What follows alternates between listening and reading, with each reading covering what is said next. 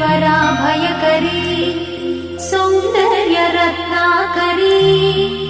निर्धूता किल पापनाशनकरी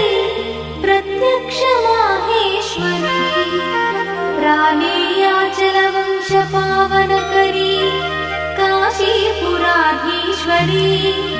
भिक्षां देहि कृपावलम्बनकरी मातान्नपूर्णेश्वरी